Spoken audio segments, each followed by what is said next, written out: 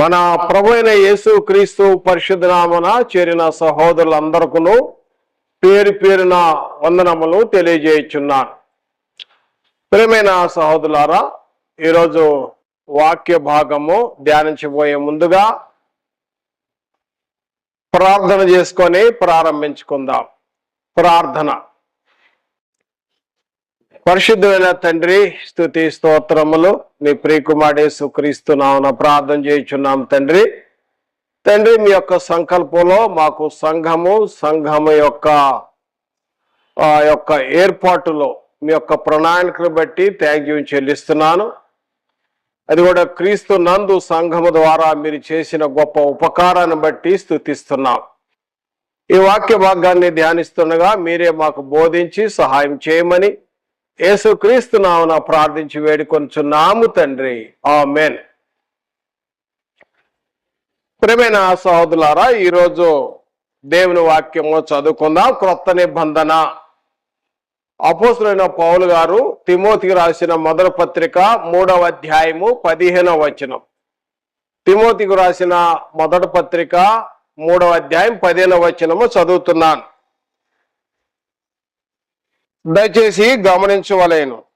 అయినను నేను ఆలస్యం చేసిన ఎడల దేవుని మందిరములో అనగా జీవము గల దేవుని సంఘములో జనులు ఎలాగూ ప్రవర్తింపవలెనో అది నీకు తెలియవలెనని ఈ సంగతిలో నీకు వ్రాయిచున్నాను. పౌలు గారు దేవుని మందిరాన్ని గురించి తెలియజేస్తున్నాడు.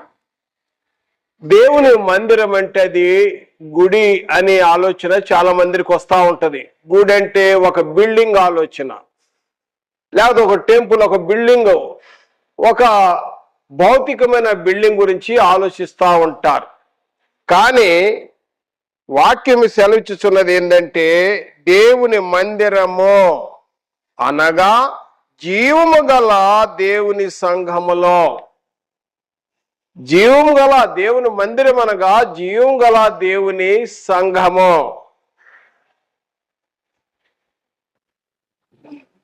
మామూలుగా ఒక గుడి అనేక రాళ్లతో కట్టబడిన అది ఒక టెంపుల్ గా కనపడుతుంది. కానీ ఇక్కడ ఆత్మీయ పాఠం ఏమనగా దేవుని మందిరము అనగా జీవము గల దేవుని సంఘము, సజీవమైన రాళ్లతో కట్టబడిన దేవుని మందిరము. ఈ మందిరములో ఉండేదంటే సజీవులు, రక్షింపబడిన వారు, సంఘములో చేర్చబడిన వారు. వారు ఏ విధంగా నడుచుకోవాలో, వారికి ఏ పనులు ఉన్నాయో ఆ పనులు గురించి ఈ విషయం నీకు తెలియజేయుచున్నాను అని, ఏ విధంగా ప్రవర్తించవలేనో అని ఈ విషయము తెలియజేస్తున్నాడు పౌలు గారు.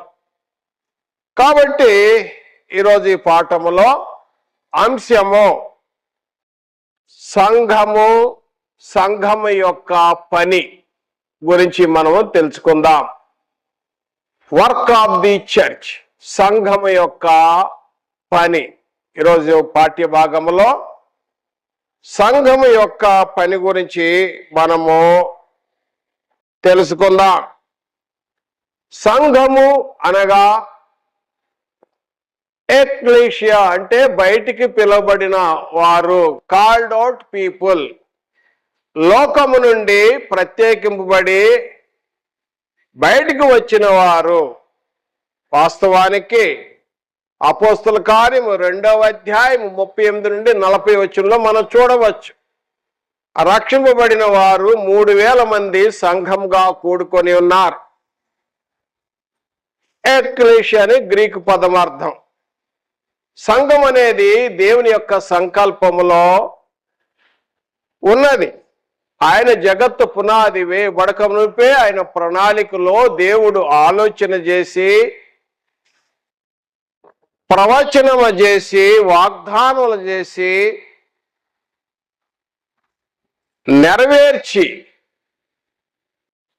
నెరవేర్చిన విషయాన్ని మనం చూస్తాం సంఘం గురించి.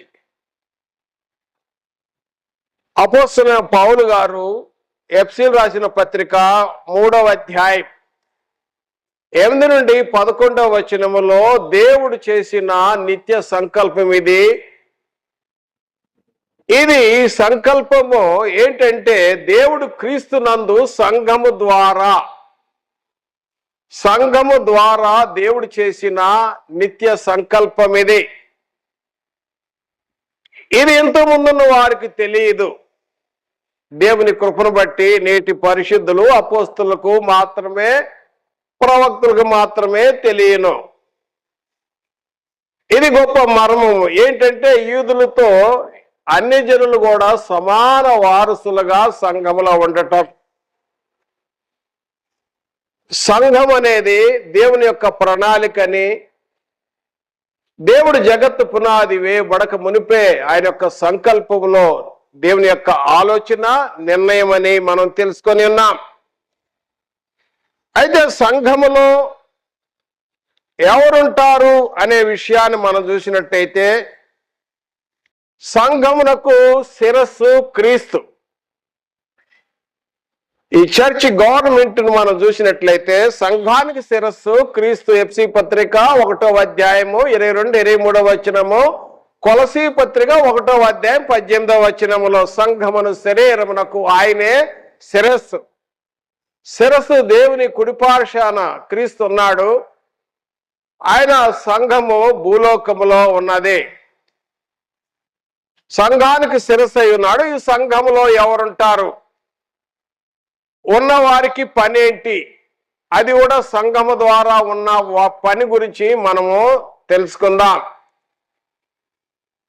అపోస్తలుడైన పౌలు గారు ఫిలిప్పీయులకు రాసిన పత్రిక 1వ అధ్యాయము 1వ వచనములో చూచినట్లయితే సకల పరిశుద్ధులు, సంఘంలో ఉన్నవారు ఎవరంటే సకల పరిశుద్ధులు ఉన్నారు. పరిశుద్ధులు అనగా క్రీస్తునందు విశ్వాసం ఉంచినారు. శిలువ విశ్వాసం అది. క్రీస్తు రక్తంలో కడగబడిన వారు, క్రీస్తును ధరించుకున్న విశ్వాసులు. అధ్యక్షులు, పరిచారకులు ఉన్నారు. అపోస్తల కార్యములు 6వ అధ్యాయంలో పరిచారకులు ఉన్నారు. అధ్యక్షులు, పరిచారకులు, పరిశుద్ధులు. ఫిలిప్పీ సంఘము బాగా ఎదిగిన సంఘం. ఎదిగిన సంఘంలో వీరుంటారు. మరియు పేతురు రాసిన మొదటి పత్రికలో 5వ అధ్యాయములో 1వ వచనములో తోటి పెద్దను అంటాడు. పెద్దలు అనే పదము కూడా పర్యాయ పదం ఉన్నది. పెద్దలు. 2, 3వ వచనములో కాపరులు. ఈ విధంగా మరలా చూసినట్లయితే అపోస్తల కార్యములు 20వ అధ్యాయము 28వ వచనంలో ప్రభు తన స్వరక్తమిచ్చి సంపాదించిన సంఘమును కాయుటకు మిమ్మల్ని అధ్యక్షులుగా పరిశుద్ధాత్ముని నియమించిన కాబట్టి ఆ మంద విషయంలో జాగ్రత్త అని అధ్యక్షులకు హెచ్చరిస్తారు. కనుక సంఘములో ఎవరుంటారు అంటే సకల పరిశుద్ధులు ఉంటారు. ఇందులో అధ్యక్షులు ఉంటారు, కాపరులుగా బాధ్యత కలిగి ఉంటారు, అదేవిధంగా పరిచారకులు ఉంటారు. మరి ఎఫెసీ పత్రికలో 4వ అధ్యాయం 13వ వచనంలో చూసినట్లయితే ఆదిమ సంఘములో అపోస్తలులు ఉన్నారు, ప్రవక్తలు ఉన్నారు, సువార్తికులు ఉన్నారు, కాపరులు ఉన్నారు, ఉపదేశకులు ఉన్నారు. బైబిల్ టీచింగ్ లో ఉపాధ్యాయుల వలె ఉపదేశకులు కూడా ఉన్నారు. వీరందరూ సంఘములో వారు పనిచేసేవారుగా ఉన్నారు. బోధించేవారు బోధించుట్లో ఉన్నారు, హెచ్చరించేవారు హెచ్చరించుట్లో ఉన్నారు, పరిచర్య చేసేవారు ఉన్నారు, పంచిపెట్టేవారు పంచిపెట్టే కార్యక్రమంలో ఎవరు తలాం చొప్పున వారు పనిచేసేవారు ఉన్నారు. ఒక శరీరములో అనేక అవయములు ఉన్నట్లుగా సంఘములో ప్రతి ఒక్కరికి పని ఉన్నది. నాకు పని లేదు అని అనటానికి వీలు లేదు. ఎందుకనగా నువ్వు సంఘములో చేర్చబడ్డావు కాబట్టి ఓ క్రైస్తవుడా నీకు పని ఉన్నది. యేసు ప్రభు వారే సెలవిచ్చారు. యోహాను సువార్తలో 9వ అధ్యాయం 4వ వచనములో పగలున్నంత వరకే మనం పని చేస్తాము, చీకటైతే మనం పని చేయలేము అనగా మనము సజీవులుగా ఉన్నప్పుడే అనగా జీవించి ఉన్నప్పుడే, ఊపిరి కలిగి ఉన్నప్పుడే ఏదైనా మనం చేయగలుగుతాం. కాబట్టి పగలున్నంత వరకు మనఃపూర్వకంగా, బుద్ధిపూర్వకంగా, మనసుతో సంతోషంగా ఈ పని కార్యం జరిగించాలి. ఏంటంటే ఆత్మను సంపాదించే కార్యక్రమం. ఈ కార్యక్రమం యేసు ప్రభువారు చేశారు, అపోస్తలులు చేశారు. ఈరోజు క్రీస్తు నందు మరి సకల జనులకు, క్రీస్తు రక్తంలో కడగబడిన ఆయా ప్రజలకు అందరికి కూడా ఈ పని మనకున్నది. ఈ పని దొడ్డ పని, ఈ పరిచర్య పని. ఈ పరిచర్యలో తప్పనిసరిగా ప్రతి ఒక్కరికి పని ఉన్నది. నాకు పని లేదు అనుకోవటానికి వీలు లేదు. ఆమోసు ప్రవక్త ప్రవచనం చేశాడు. ఆమోసు గ్రంథము 6వ అధ్యాయం 1వ వచనంలో, సియోనులో నిర్వాచనముగా ఉండు వారికి శ్రమ అన్నాడు. సియోను అనగా సంఘము. సంఘములో ప్రతి ఒక్కరికి పని ఉన్నది. వారి వారి తలాంతును చొప్పున ప్రతి ఒక్కరికి పని ఉన్నది. ఆ పని గురించి ఈరోజు మనము తెలుసుకుందాం.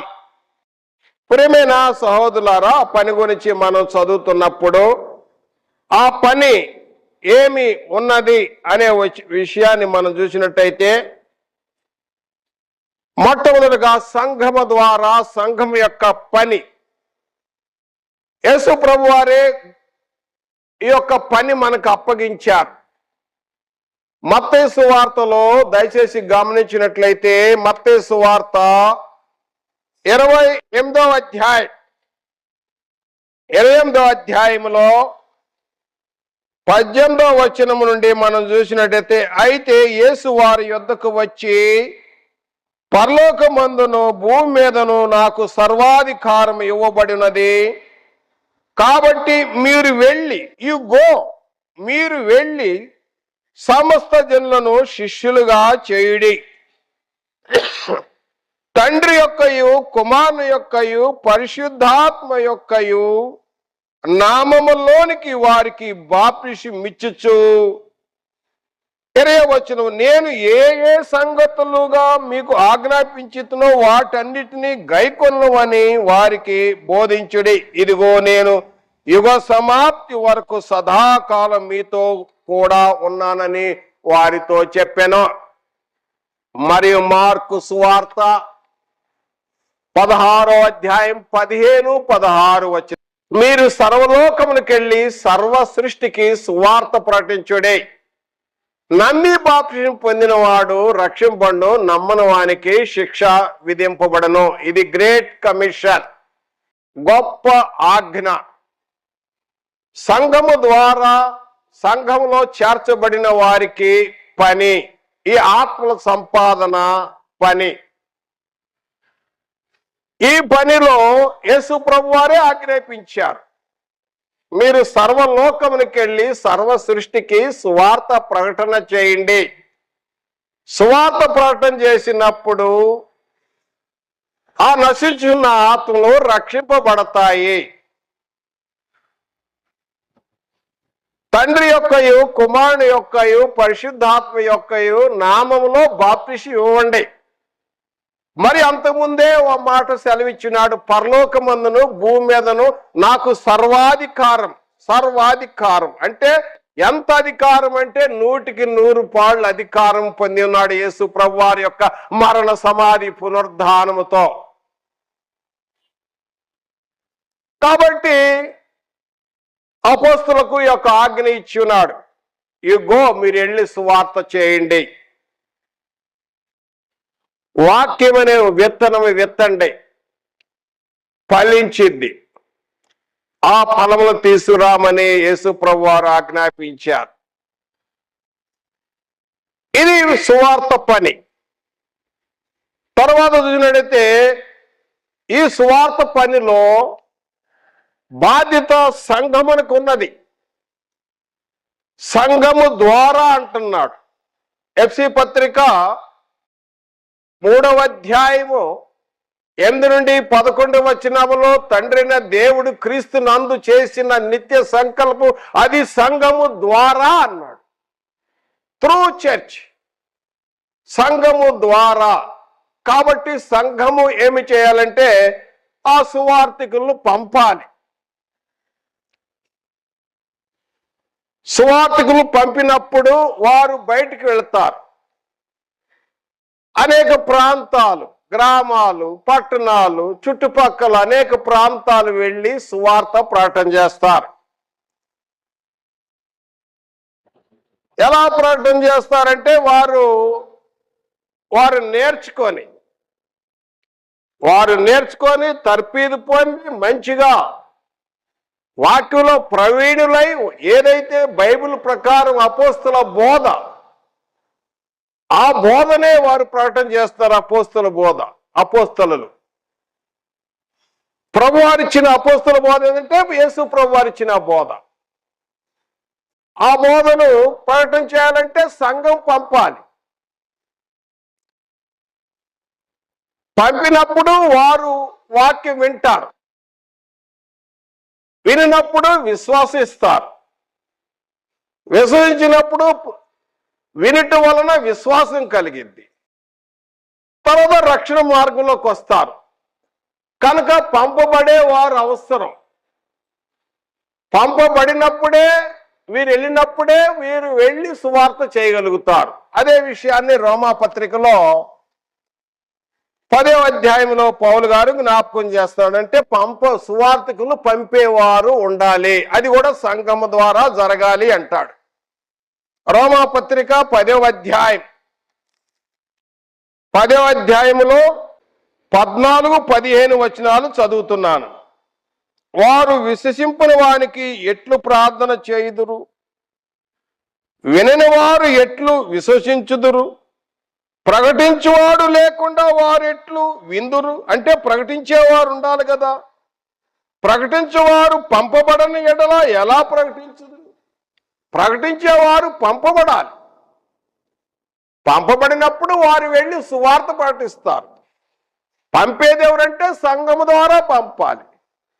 17వ వచనం ఏమంటాడంటే కాగా వినుట వలన విశ్వాసం కలుగును, వినుట క్రీస్తు మాట వలన కలుగును.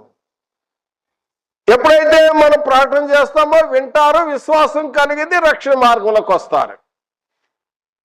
కనుక అది సంఘము ద్వారా పంపే కార్యక్రమం జరగాలి. మరి స్థానిక సంఘం నుండి కూడా నా వెనుక కొంతమంది పంపేవారు ఉన్నారు. సంఘమే పంపుతుంది నాకు. సంఘంలో కొంతమంది ఒక కుటుంబం ఉన్నది, పరిచర్యలు అట్లా పంపే కొంతమంది సహోదరులు పంపుతూ ఉంటారు. అనేక ప్రాంతాలు మేము సువార్త చేస్తూ ఉంటాం. ఇది వాక్యానుసారం. కనుక ఇది సంఘము ద్వారా జరిగే కార్యక్రమం. మొట్టమొదటిగా సంఘం యొక్క పని ఏంటంటే సువార్త ప్రకటన.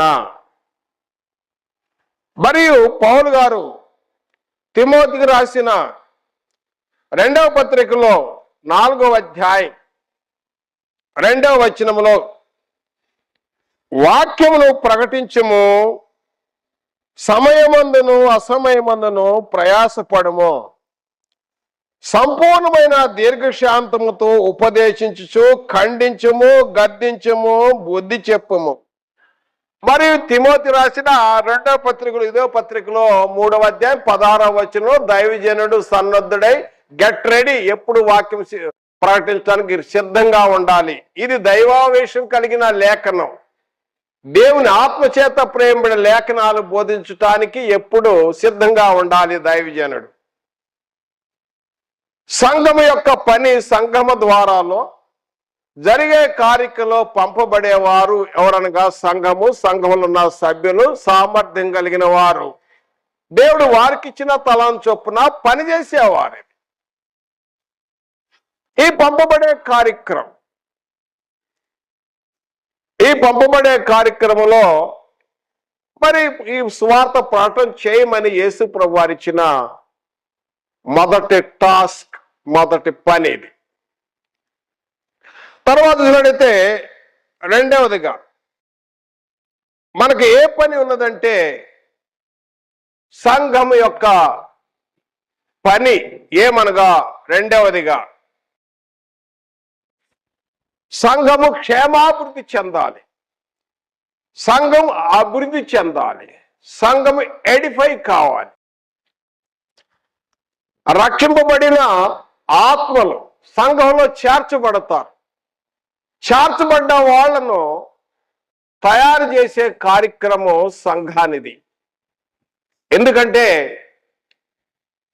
ఎప్పుడైతే మనం సర్వలోకంకి వెళ్ళి సర్వ సృష్టికి సువార్త ప్రకటిస్తున్నామో, లేకపోతే వాక్యం ప్రకటిస్తున్నామో, అప్పుడు వాక్యం విని విశ్వాసం ఉంచి మారు మనసు పొంది యేసుక్రీస్తు దేవుని కుమారుడు ఒప్పుకొని పాపక్షమాపణతో బాప్తిసం పొంది సంఘం క్రీస్తును ధరించుకొని క్రీస్తు రక్తంలో కడగబడి క్రీస్తు శిలువ యొక్క విశ్వాసంలో చేర్చబడి విశ్వాసులుగా ఉన్నప్పుడు వారిని తయారు చేసే బాధ్యత సంఘానిది.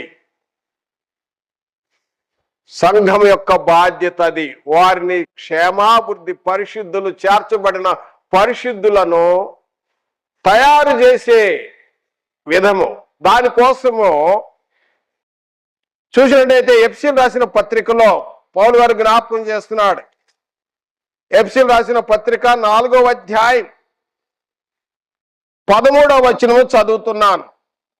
పరిశుద్ధులు సంపూర్ణగునట్లు క్రీస్తు శరీరము క్షేమాభివృద్ధి చెందుటకును పరిచర్య ధర్మం జరుగుటకును ఆయన కొందరిని అపోస్తులను, కొందరిని ప్రవక్తలను, కొందరిని సువార్తికులను, కొందరిని కాపరులనుగా, కొందరిని ఉపదేశకులుగా నియమించెను. ఇక్కడ ఇంకొక లిస్టు ఉంది. ముందు ఫిలిప్పీ పత్రికలో మనం చదివినాం, అధ్యక్షులు ఉన్నారని, పరిచారకులు ఉన్నారని, సకల పరిశుద్ధులు ఉన్నారని. ఆ పరిశుద్ధులను సంపూర్ణంగా క్రీస్తు శరీరం అనగా క్రీస్తు శరీరం అనే క్షేమాభివృద్ధి ఎడిఫై చేయటానికి, అభివృద్ధి చేయటానికి, పరిచర్య ధర్మం జరగటానికి ఆయన కొందరిని అపోస్తులను, ప్రవక్తలను మరియు సువార్తికులను, అదేవిధంగా కాపరులను, ఉపదేశకులు, టీచర్స్ అంటే ఒక టీచింగ్ చేసే ఉపాధ్యాయులు, వాళ్ళు దేవుడు నియమించాడు, అపాయింటెడ్ చేశాడు. ఈ పని దేవుని యొక్క నియమించటం వల్ల జరిగింది. ఈ పనిలో ఇంతమంది ఉన్నారు. ఈ సంఘం ఇప్పుడు కొత్తగా చేర్చబడ్డారు. సంఘములో వాళ్ళు తయారు చేయాలి. మీకు ఒక మంచి ఉదాహరణ తెలియజేస్తాను. ఒక అన్ని అర్హతలు కలిగిన వ్యక్తిని, అన్ని అర్హతల వ్యక్తిని సెలెక్ట్ చేసుకొని రిక్రూట్ చేస్తారు. ఒక సైనికుడిగా రిక్రూట్ చేసినప్పుడు ఆ రిక్రూట్కి ట్రైనింగ్ ఇవ్వటానికి అనేక మంది ఇన్స్ట్రక్షన్స్ ఉంటారు. ఫిజికల్ ట్రైనర్ ఇన్స్ట్రక్టర్ ఉంటాడు, ఫిజికల్ ట్రైనింగ్ పీటీ ఇన్స్ట్రక్టర్ ఉంటాడు, డ్రిల్ మాస్టర్ ఉంటాడు, వెపన్స్ ట్రైనింగ్ మాస్టర్ ఉంటాడు, వెపన్స్ ఆయుధాలు ఏ విధంగా వాడాలో తెలియపరుస్తాడు, టెక్నికల్ టీచర్ ఉంటాడు. అదేవిధంగా మళ్ళీ ఎడ్యుకేషన్, చదువు కూడా నేర్పుతారు, ఇంకా మళ్ళీ ఆటలు కూడా నేర్పుతారు. అదేవిధంగా ఇది ఆత్మ సంబంధమైన సైనికుడు. ఇది అందుకని ఉదాహరణ తీసుకున్నాను. పౌలు గారు అనేక సైనికుడు మాదిరిని చెప్తా ఉంటాడు. క్రీస్తు యేసు యొక్క మంచి సైనికుడు వల్ల నీవుతో నాతో కూడా శ్రమ అనుభవించు తిమోతి అంటాడు. కాబట్టి కొత్తగా చేర్చబడిన బాప్తిసం పొందిన రక్షింపబడిన వ్యక్తిని ఏ విధంగా ఒక సైనికుడిని తయారు చేస్తారో అదేవిధంగా ఇందులో చేర్చబడిన సంఘంలో చేర్చబడిన వారిని మంచిగా ఎడిఫై, పరిశుద్ధులు సంపూర్ణులు కావాలి. వాళ్ళు బైబిల్ జ్ఞానం తెలుసుకోవాలి, సత్యం గురించి అనుభవ జ్ఞానం పొంది ఉండాలి. ఎందుకంటే యేసు ప్రభు వారు కూడా చెప్పాడు, నేను మత్తయి సువార్త 28వ అధ్యాయం 20వ వచనం నేను ఏ సంగతులు ఆజ్ఞాపించుతున్నో వాటిని మరలా బోధించమని చెప్పాడు. మరలా చెప్తూ ఉండాలి, నేర్పుతూ ఉండాలి. ఆ నేర్పే కార్యక్రమంలో దేవుడు ఎవరెవరు నియమించాడో ఆదిమ సంఘములోనైతే అపోస్తులు ఉన్నారు, ప్రవక్తలు ఉన్నారు. మరి అదేవిధంగా నేటి కాలంలో కాపరులు, సువార్థికులు, ఉపదేశకులు, అధ్యక్షులు ఉన్నారు, పరిచారకులు ఉన్నారు. వీరందరూ కూడా అనేక మంది పనిచేసేవారు. వీరందరూ కూడా సంఘము క్షేమాభివృద్ధి చేసే కార్యక్రమం దేవుడు నియమించాడు సంఘము క్షేమాభివృద్ధి చెందటానికి. సంఘము క్షేమాభివృద్ధి చెందటానికి మరి ఉపదేశకులు కూడా, అంటే బైబిల్ క్లాసెస్ జరగాలి. ఒక ఉపాధ్యాయుడు వలె బైబిల్ క్లాసులు చెబుతూ, అదేవిధంగా అనేకమైన వాక్యముతో వారిని ఉతక స్నానం చేస్తూ వాక్యం ద్వారా అనేక విషయాలు బోధిస్తూ ఉండాలి. సంఘము కూట మానవద్దని హెచ్చరిస్తూ ఉండాలి. కొందరు మానుకొనుచున్నట్లుగా సమాజం కూట మానవద్దు. ప్రేమ చూపుటలో, సత్కారములు చేయటంలో ఎప్పుడు హెచ్చరిస్తూ ఉండాలి. సంఘం క్షేమాభివృద్ధి చెందాలంటే, సంఘం అభివృద్ధి చెందాలంటే, ఎందుకు సంఘముగా కూడుకోవాలి అంటే ఆరాధన కార్యక్రమం. ఆదిమ సంఘము ఏ విధంగా ఆరాధన చేశారు? వీరు అపోస్తుల బోధ యందును, సహవాసం యందును, రొట్టె విరుచుట యందును, ప్రార్థన చేయుట యందును, పాటలు పాడుట యందును, కానుకలు ఇచ్చుట యందును. అందుచేత తప్పనిసరిగా సంఘములో కూడుకొని సంఘములో కూట మానకుండా, ఎందుకంటే ఒకసారి రక్షింపబడిన తర్వాత వెలిగింపబడినది దీపము ఆరిపోకుండా జాగ్రత్త చూసే కార్యక్రమ బాధ్యత ఎవరికి ఉందంటే ఎఫ్సి పత్రిక 4వ అధ్యాయం 13వ వచనములో మనం చూడగలుగుతాం. తర్వాత సంఘము క్షేమాభివృద్ధి చెందాలంటే మంచి బోధ చేయాలి, సౌండ్ డాక్టర్ని చెప్పాలి. బైబిల్ పరిశుద్ధ గ్రంథం, ఇది పరిశుద్ధ గ్రంథం. ఈ పరిశుద్ధ గ్రంథంలో పరిశుద్ధాత్మ చేత ప్రేరేపణ లేఖనాలే బోధించాలి. కథలు చెప్పకూడదు, లేకపోతే ఇంపైన మాటలు, లేకపోతే రుచికర మాటలు చెప్పేసి. ఎందుకంటే జనులు హితబోధన సహింపక దురద చెవులు గలవారై కల్పనా కథలకు తిరుగు కాలం వచ్చును. తిమోతిని ముందుగానే ప్రవచనం చేశాడు.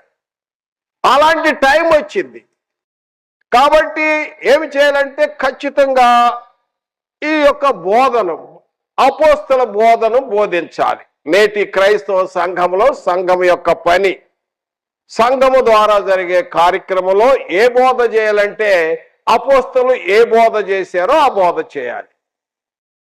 కొన్ని చూద్దాము, దయచేసి గమనించండి.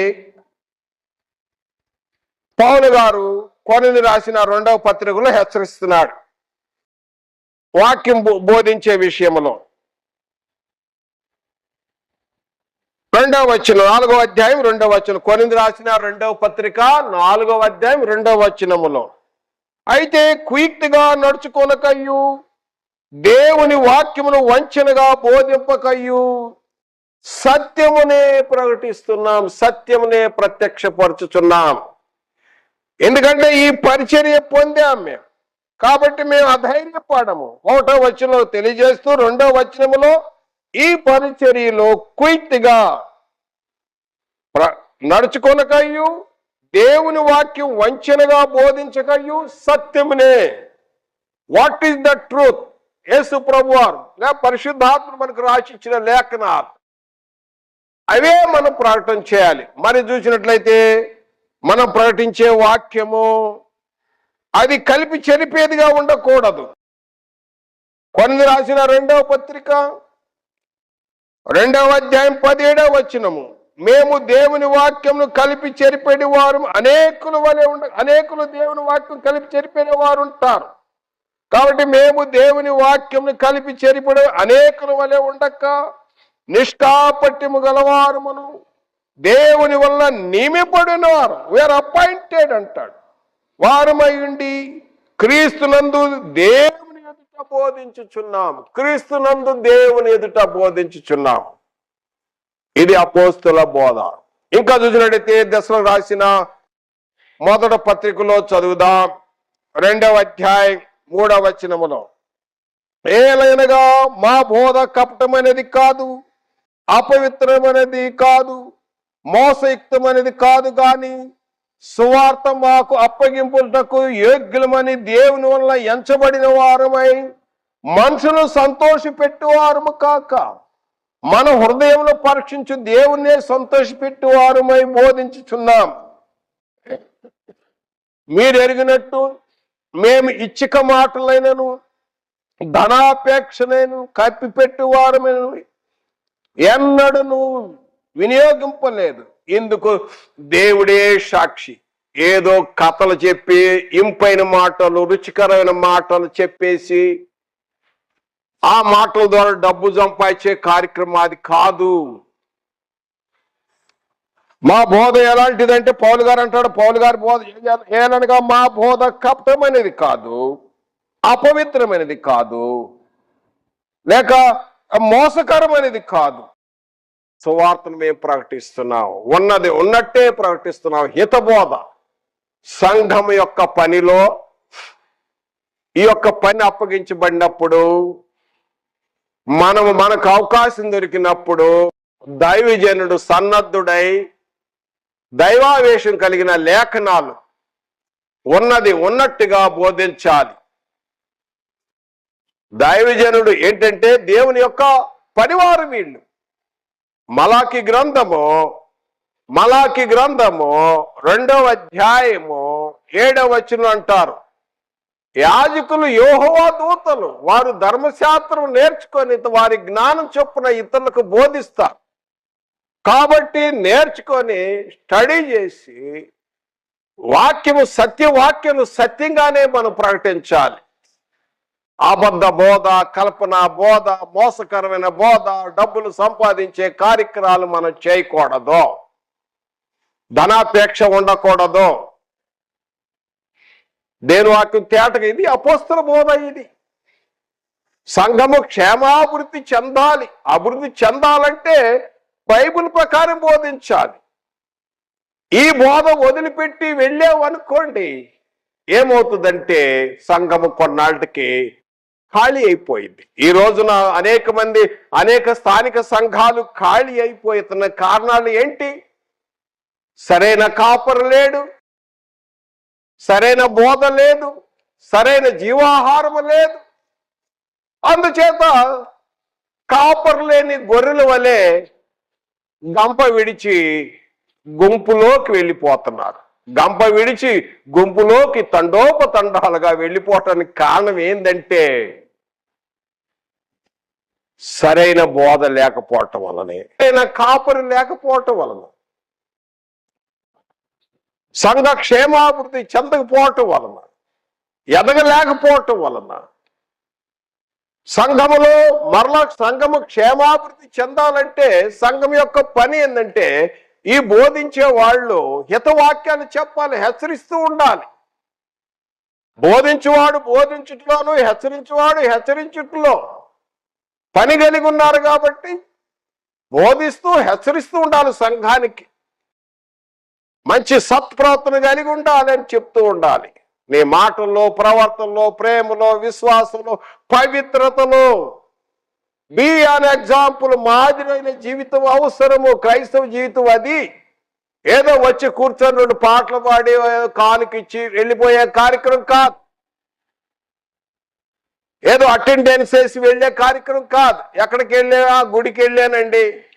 ఏ గుడికి వెళ్ళో తెలియదు, ఎక్కడికి వెళ్ళావో తెలియదు. ప్రియమైన సహోదరుడా, గమనించాలి, సత్యాన్ని తెలుసుకోవాలి. ఏంటంటే ఈ యొక్క వాక్యాన్ని మరి వచ్చినప్పుడు వాక్యతో ఉతక స్నానంకి వెళ్ళినప్పుడు, ఉతక స్నానం చేయబడుతున్నప్పుడు మనం ఈ ఉతక స్నానంలో హెచ్చరిస్తూ ఉండాలి. మాటల్లో, ప్రవర్తనలో, ప్రేమలో, విశ్వాసులకు మాదిరి జీవితాన్ని హెచ్చరిస్తూ ఉండాలి. ప్రేమను గురించి చెప్తూ ఉండాలి, సత్కారాన్ని గురించి చెప్తూ ఉండాలి, సంఘము కూడుట మానవద్దని చెప్తూ ఉండాలి. తర్వాత చూడైతే సంఘము, దయచేసి గమనించినట్లయితే సంఘము క్షేమాభివృద్ధిలో కొత్త ఆత్మలు చేర్చబడాలి. అనగా వాక్యం ప్రకటించినప్పుడు, సువార్త ప్రకటించినప్పుడు సంఘములో ఉన్న ఆ యొక్క వారిచ్చిన ఆ యొక్క చందాను తీసి ఉపయోగించి సువార్త చేసినప్పుడు అనేక ఆత్మలు రక్షింపబడతాయి. రక్షింపబడినప్పుడు, సంఘంలో చేర్చబడినప్పుడు, కొత్త ఆత్మలు చేర్చబడే కార్యక్రమం ప్రభువే. వాక్యం ప్రకటించాల్సిన పని సువార్తికునిది అయితే, సంఘంలో చేర్చే పని దేవునిది. God add souls. దేవుడు ఆ సంఘములో ఆత్మలు చేరుస్తూ ఉంటాడు. ఫస్ట్ పాయింట్, సంఘము ఎప్పుడు అభివృద్ధి చెందాలంటే. రెండవదిగా చూసినట్లయితే, సంఘము అభివృద్ధి చెందాలంటే కుటుంబం నేను నా ఇంటి వారును యెహోవాను సేవించదమనే రీతిగా సంఘానికి వస్తూ ఉండాలి.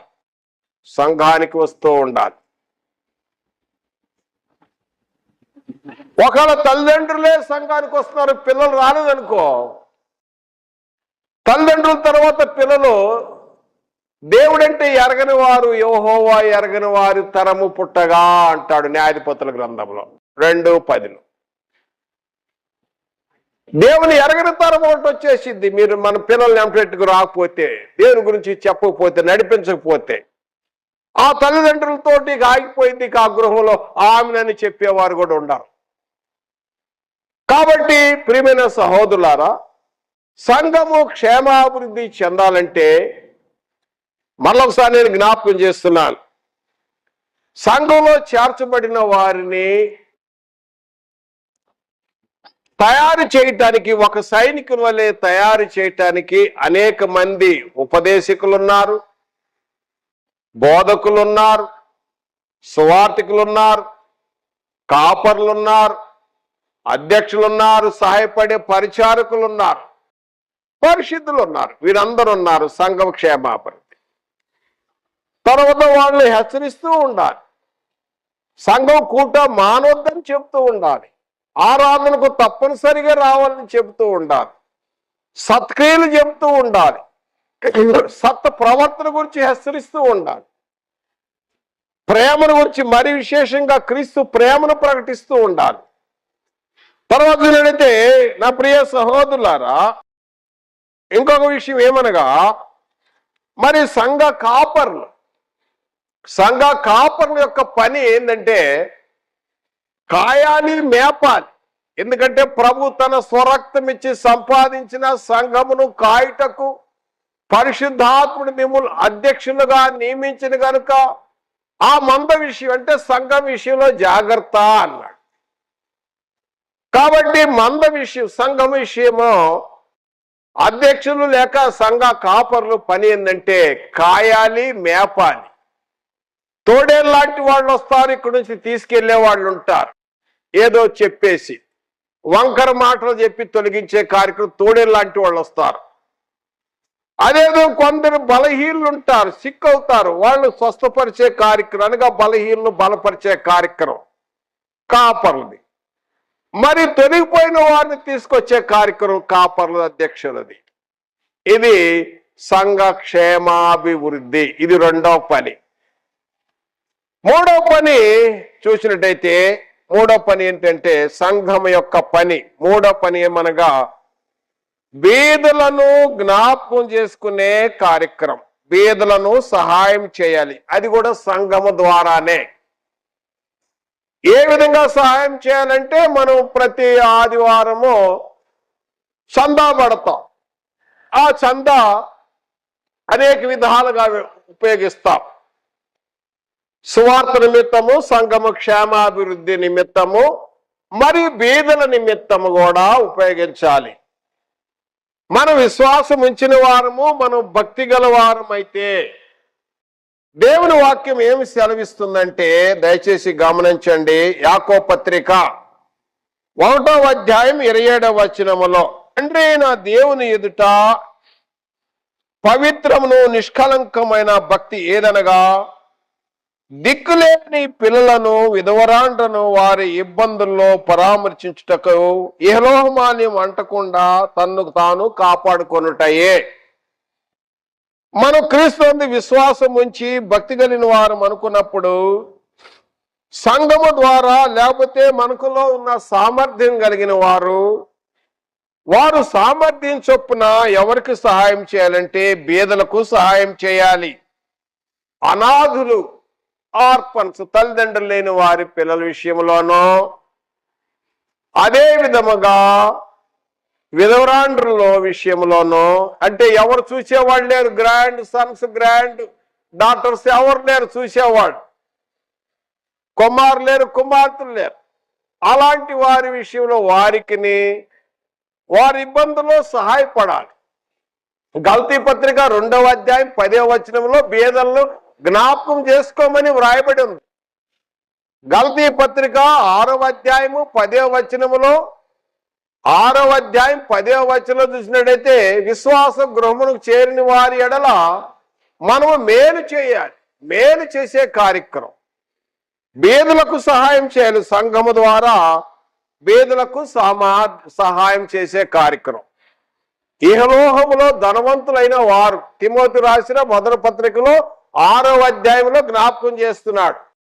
6వ అధ్యాయంలో 17 నుండి 19 ఇహలోకంలో ధనవంతులైన వారు ధనం అస్థిరము గనుక నీ సామర్థ్యం చొప్పున నువ్వు ఇతరులకు సహాయపడు, ఆ విషయాన్ని తెలియపరచు అని పౌలు గారు తిమోతికి జ్ఞాపకం చేస్తాడు. ఇక ఆఖరిగా చూసినట్టయితే నా ప్రియ సహోదరులారా, బీదలకు సహాయం చేసే కార్యక్రమంలో పాత నిబంధనలు ఒక దృష్టాంతాన్ని జ్ఞాపకం చేస్తాను. పాత నిబంధనలో ద్వితీయోపదేశ కాండంలో కూడా దేవుడైన యెహోవా సెలవిచ్చినది ఏంటంటే, ద్వితీయోపదేశ కాండము 15వ అధ్యాయం 11వ వచనం, కాండము 15వ అధ్యాయము 11వ వచనములో బీదలు దేశంలో ఉండక మానరు, అందుచేత నేను నీ దేశంలో నీ సహోదరులకు దీనులకును బీదలకును అవశ్యముగా నీ చెయ్యి చాపవలెను అని నీకు ఆజ్ఞాపించుచున్నాను. సమాజములో, సంఘములో పేదలుంటారు. సంఘములో నువ్వు సామర్థ్యం గలవాడవైతే నీకు సహాయం అడిగితే ఈ స్ట్రెచ్ యువర్ హ్యాండ్ అన్నాడు, నీ చేయి జాసి వారికి ఇవ్వండి, చేయి జాసి ఇవ్వమని చెప్పాడు. దేవుడైన యెహోవా ఇశ్రాయేలు ప్రజలకు సెలవు ఇచ్చారు. దీనులుంటారు, బేదలుంటారు. మరలా అదే విధంగా మరి 14వ అధ్యాయంలోను అదే 27వ వచనంలో మరి 29వ వచనంలో లేవీలు మర్చిపోవద్దు జాగ్రత్త అంటే ఈ రోజున సేవకులు మర్చిపోవద్దు జాగ్రత్త అని హెచ్చరిస్తున్నాడు. అదేవిధంగా 29వ వచనములో లేవీలను అనగా ఈ దేవాలయం పని యాజకత్వం చేసేవాళ్ళు, దేవుని వాక్యం ప్రకటించేవారు, పరిచర్య ధర్మం జరిగించేవాళ్ళు, నీటున్న పరదేశులను తండ్రి లేని వారును విధవరాండ్రును వీరిని జ్ఞాపకం చేసుకోమని తెలియజేశాడు. నువ్వు సహాయం చేస్తున్నప్పుడు మరి నీ యొక్క ఈ సహాయం ఇస్తూ నేను ఇస్తున్నానని ఆ చెడ్డ తలంపు రావద్దని ప్రకటన చేశాడు 15వ అధ్యాయంలోనే.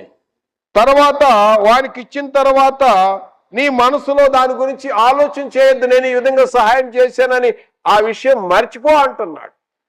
కనుక నా ప్రియ సహోదరుడా, ఏంటంటే సంఘములో పాత నిబంధనలో దేవుడని యెహోవా ఆజ్ఞాపించాడు.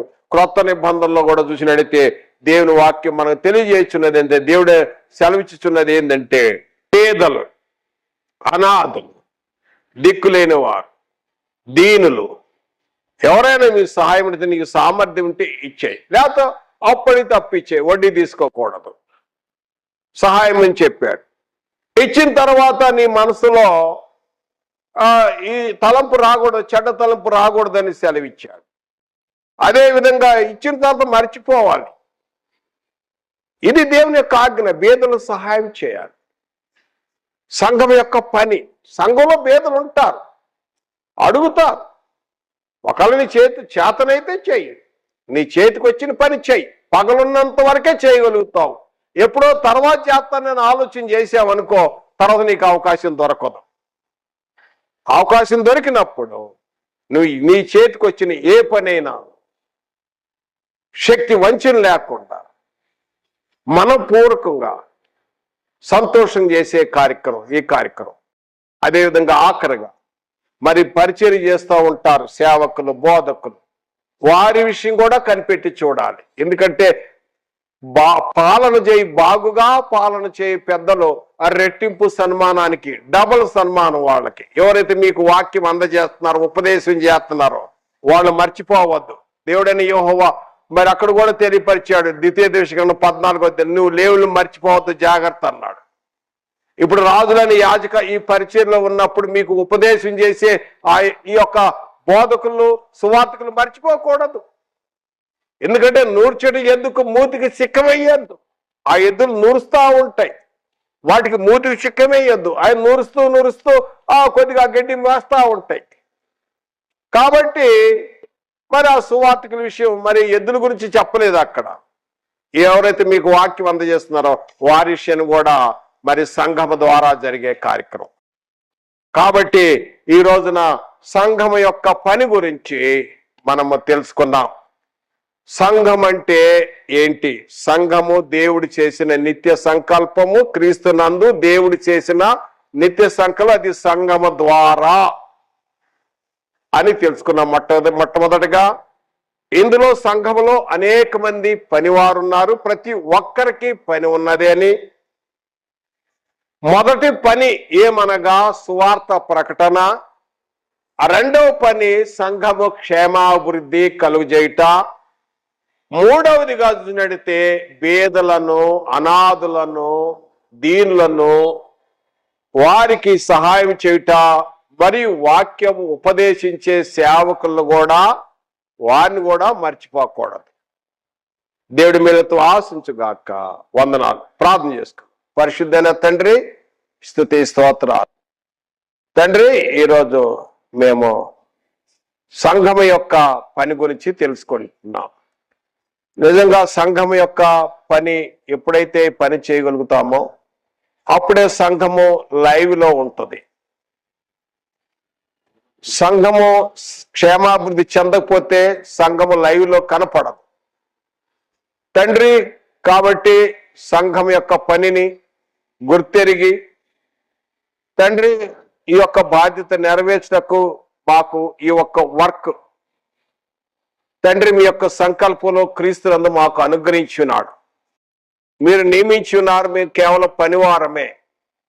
నమ్మకమైన పనివారుగా మీ పని నెరవేర్చుటకు సహాయం చేయమని ఈ వాక్య భాగము అనేక మందికి మేలుకరంగాను తమ స్థానిక సంఘాలు అభివృద్ధి చేసుకోవటానికి ఎంతో ఉపయోగకరంగా ఉండటకు సహాయం చేయమని, అదేవిధంగా ఈ యొక్క స్థానిక సంఘ west church of Christ Rahmat Nagar ఈ యొక్క స్థానిక సంఘాన్ని ఇప్పటి వరకు 25 years లో లైవ్ లో ఉంచినందుకు,